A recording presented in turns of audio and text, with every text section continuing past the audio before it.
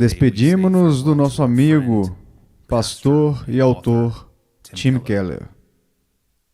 Tim faleceu na cidade de Nova York aos 72 anos. Ele foi diagnosticado com câncer de pâncreas em 2020. Ao longo dos anos, o Dr. Keller graciosamente veio como convidado neste podcast, enriquecendo-nos com 9 episódios do APJ sobre temas como vocação ou obra, e sobre temas como a oração e a solidão. Sou grato pelo tempo que ele gastou conosco. O câncer para o Dr. Keller era um velho inimigo. Em 2002, ele foi diagnosticado pela primeira vez com câncer de tireoide, uma batalha que travaria entre 2003 e 2004. Deus curaria e restauraria Keller, mas não antes que uma cirurgia de tireoide o tirasse do púlpito por 3 meses. Uma década depois, Keller pregou um sermão sobre ousadia diante da morte e contou o que aprendeu durante a primeira batalha contra o câncer, abrindo-se sobre seus medos ao ser levado para a sala de cirurgia. Naquele momento, ele teve um vislumbre de algo sobrenatural. Ele viu a magnitude absoluta da glória e da alegria de Deus além deste mundo de dor, sofrimento, câncer e morte. Quero reproduzir para vocês um trecho do sermão que me vem à mente neste dia, celebrando sua vida, sabendo que ele foi para a presença de Deus e para a incrível e indescritível alegria de Deus que todos nós desejamos. Aqui está Tim Keller, em 2013, respondendo a essa pergunta: onde encontramos coragem para os momentos mais assustadores da vida? Para mim, a minha versão favorita deste exemplo do que é coragem real vem desta pequena passagem próximo do final da trilogia de O Senhor dos Anéis. Se você é uma das 3 ou 4 pessoas no mundo que nunca ouviu falar de O Senhor dos Anéis, é uma história. Existem 2 pequenos heróis. Um é o mestre e o outro é o servo do mestre. Sam é o servo e ama o seu mestre. Eles estão em uma terrível missão e, a certa altura, seu mestre está preso em uma torre. Sam resgata Frodo, seu mestre, em grande parte se dando mal e dizendo: você não vai machucá-lo, eu farei isso, você não pode me impedir, eu sou grande, aqui vou eu. Ele o resgata. Depois disso, eles ainda estão em sua terrível missão e o perigo ainda é muito real. Uma noite, Sam olha para o céu e vê uma estrela. Isso está no livro, não no filme. Assim diz a passagem: Sam viu uma estrela branca reluzir por uns momentos. Sua beleza arrebatou-lhe o coração quando desviou os olhos da terra desolada, e ele sentiu a esperança retornar, pois como um raio cristalino e frio invadiu o pensamento de que, afinal de contas, a sombra era apenas uma coisa pequena e passageira, havia luz e uma beleza nobre que eram eternas, estava além do alcance dela. Sua canção na torre fora mais um desafio do que uma esperança, pois ele estava pensando em si mesmo. Agora, seu próprio destino e até mesmo do seu mestre deixou de incomodá-lo, e ele caiu em um sono profundo e tranquilo. O autor Tolkien está tentando dizer que há uma diferença entre o desafio no qual você se dá mal. Eu consigo. Ainda assim, no final, não é a coragem de que você precisa, porque você está olhando para você mesmo. Coragem, por um lado, não é olhar para si mesmo e banir o medo, não. É simplesmente deixar que os medos desempenhem seu papel e não deixar que os medos desempenhem um papel tão grande desviando o olhar de si mesmo. Tudo bem, você diz, mas com qual objetivo? Está até no texto que acabei de ler. Era desafio, não esperança. Ter esperança. Quando Paulo encontrou Jesus Cristo na estrada para Damasco: quem és tu, Senhor? Então perguntei: eu sou Jesus, o Nazareno, a quem você persegue. O Jesus ressurreto. Quando estávamos lendo Atos 9, o primeiro relato da conversão de Paulo, conversamos um pouco sobre isso. Quando Paulo percebeu que Jesus havia ressuscitado dos mortos, de repente tudo se abriu. De repente o significado de sua morte fez sentido e a esperança para o futuro fez sentido. Se Jesus Cristo realmente morreu na cruz, levando o nosso castigo, e ressuscitou dos mortos, agora quando cremos nele, não apenas os nossos pecados são perdoados, mas temos uma incrível esperança sobre o futuro, seremos ressuscitados. E tudo neste mundo será corrigido. E não haverá sofrimento ou morte. Essa é uma esperança incrível. Como eu disse, A primeira parte da coragem é desviar o olhar de si mesmo. O mundo te diz, olhe para si mesmo e espante o medo. A segunda parte da coragem é olhar para a esperança, obter uma esperança. A verdadeira coragem não é a ausência do medo, é a presença da alegria. Tanta alegria que o medo desempenha seu papel. Ora, como você alcança essa alegria? Antes de chegarmos a isso, deixe-me dizer-lhes que existe uma segunda saída no mundo em que as pessoas estão aconselhando umas às outras para alcançar coragem. Creio que a principal forma é essa tal de autoestima. A principal maneira pela qual o mundo tenta dizer a você para ter coragem é esta. Apenas diga a si mesmo, não tenha medo, você consegue. Cerre os punhos e vá fazer isso. Eu creio que existe um discurso alternativo por aí. E é mais antigo, é mais velho.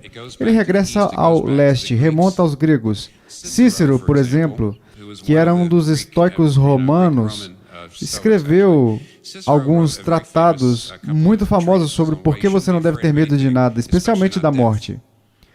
Você não deve ter medo da morte. Ele diz, a coragem faz pouco caso da morte, pois os mortos são apenas como eram antes de nascerem. Ela encontra a dor ao lembrar que as grandes dores terminam com a morte. Geralmente podemos controlar os outros, se forem suportáveis, mas se não forem, podemos serenamente abandonar o teatro da vida quando a peça deixar de nos agradar. O que ele está dizendo aqui é, não há razão para ter medo de nada, inclusive não da morte. Por quê? Porque quando você morre é isso, é como antes. Você simplesmente não está lá. O que ele está dizendo? Você não deve ter medo de nada, porque você diz a si mesmo, vou perder tudo de qualquer maneira, não adianta chorar sobre o leite derramado, quando você morrer é isso. Eu gosto das coisas, mas todo mundo perde as coisas. O que eles estão fazendo? Você ainda está preparando seu coração, não é? Existe uma maneira de alcançar coragem. Não preparando o seu coração para o medo, mas preparando o seu coração para o amor. E não é apenas Cícero. Eu li no New Yorker. Muitas pessoas seculares, inteligentes hoje dizem a mesma coisa. Não há razão para ter medo das coisas, não há razão para ter medo da morte. Quando você está morto, é isso. Não há razão para ter medo da morte. Oh, não? O que torna a sua vida significativa? É a sua saúde? Parcialmente. É a sua riqueza? Parcialmente. É o seu sucesso? Parcialmente. Mas e se você tivesse essas coisas e não tivesse amor? E se você não tivesse ninguém em sua vida para te amar? Ninguém em sua vida para você amar? Seria sem sentido. O que torna a sua vida significativa são as pessoas que você ama e as pessoas que amam você. É isso que dá sentido à sua vida. Agora você vai ficar aí parado, Cícero, ou quem quer que seja, e vai me dizer que não devo temer um estado futuro em que a única coisa que dá sentido à vida é tirada, todo o amor e todos os entes queridos são levados embora. Esse é o estado. E você está me dizendo que eu não deveria ter medo disso? Você está louco? Claro que devemos ter medo disso. Sinto muito, mas preparar o coração para o amor é como preparar o coração para o medo. Meio que funciona em parte. Mas não sei. Certamente não é bom para o seu coração. Aqui está uma maneira melhor. Aqui está uma maneira melhor. George Herbert, um padre anglicano do século XVII, um poeta incrível. Um dos meus poemas favoritos na história do mundo é o seu pequeno poema chamado Um Hino, Diálogo. É um diálogo entre um cristão e a morte. O cristão começa: ai, pobre morte, onde está a tua glória? Onde está a tua famosa força, teu antigo ferrão? Ai, pobre mortal sem história, vá soletrar e ler como matei teu rei. Pobre morte, e quem foi ferido por isso? A tua maldição lançada sobre ele te torna amaldiçoada. Deixe os perdedores falarem. Ainda assim você morrerá. Esses braços te esmagarão. E o cristão responde, essa é a última parte. Não poupe. Dê o seu pior. Um dia serei melhor do que antes. Tu és tão pior que não mais existirás. Ok, você quer ser destemido? Você quer olhar para fora e dizer, nada pode me machucar de verdade, por causa da minha esperança infalível. Você quer olhar lá fora dizendo, mesmo a pior coisa que pode me acontecer, a morte, só pode me tornar melhor? Não poupe, morte. Vamos, vamos. Tudo o que você pode fazer é me tornar melhor do que eu sou agora. George Herbert tem uma excelente frase em que diz, a morte costumava ser um carrasco, mas o Evangelho fez dela apenas um jardineiro. Tudo o que ele pode fazer é plantar você e você finalmente se transformará na linda flor que deveria ser. Você é apenas uma semente e a morte apenas planta você, então você finalmente se torna quem deveria ser. Isso não é coragem, a moda ciceroniana. Apenas mate seu coração. Basta dizer, ora, vamos perder tudo de qualquer maneira, apenas prepare. Este não é Hércules, este não é o rei Arthur, este é Jesus. Como você pode ter absoluta certeza de que tem essa esperança? Como você pode dizer até para a própria morte, não se poupe, dê o seu pior? Eu posso te dizer como. Você tem que acreditar no único Deus. Existem muitas religiões por aí, todas elas afirmam Deus, Deus, Deus. Mas o cristianismo é a única religião que afirma que o nosso Deus tem o atributo da coragem. O cristianismo é a única religião que afirma que o nosso Deus tem o atributo da coragem. Por quê? Porque quando Deus se tornou Jesus Cristo, Ele se tornou vulnerável. Ele se tornou humano. Quando Ele estava no jardim do Getsêmani, quando todos estavam dormindo, estava escuro e não havia ninguém lá, Ele percebeu o que estava prestes a enfrentar. Na verdade, creio que o jardim do Getsêmani é o lugar onde você vê o maior ato de coragem da história do mundo, porque quando Ele foi pregado na cruz, mesmo que quisesse dar meia volta, já seria tarde demais. Lá estava Ele pregado na cruz, mas naquela noite, Ele poderia ter ido embora. Na verdade, Ele até pensou nisso. Ele disse, minha alma está profundamente triste, numa tristeza mortal. O que você vê em Jesus Cristo? Você vê coragem. Você não o vê dizendo, vamos que vamos. O suor de sangue mostrava que ele estava sentindo medo. Ele não estava dizendo, vamos. O que ele estava dizendo? Somos informados sobre isso em Hebreus 12. Portanto, corramos com perseverança a corrida que nos é proposta, tendo os olhos fitos em Jesus, o autor e consumador da nossa fé. Ele, pela alegria que lhe fora proposta, suportou a cruz, desprezando a vergonha, e assentou-se à direita do trono de Deus. Pense bem naquele que suportou tal oposição dos pecadores, para que vocês não se cansem, nem se desanimem. Aí está. Ele desviou os olhos de si mesmo. E para o que ele olhou? Alegria. Qual foi a alegria? A alegria de agradar a seu Pai e redimir os seus amigos. Essa alegria o capacitou a ter coragem. A alegria o encorajou. Ouça. Se você o ver morrendo corajosamente por você assim, ao ponto de você dizer à morte, não se poupe, dê o seu pior, então você terá coragem. Uma das poucas vezes que precisei de coragem, Deus ficou muito feliz em me ajudar e foi muito bom. Quando eu estava fundando, sendo levado para a minha única cirurgia contra o câncer, eu tive câncer de tireoide anos atrás, eu me lembro, foi tão bom. De repente tive a sensação de que uma sensação de que o mundo é maravilhoso e o universo é esse globo enorme da glória de Deus. Estamos guardados nessa pequena partícula da escuridão.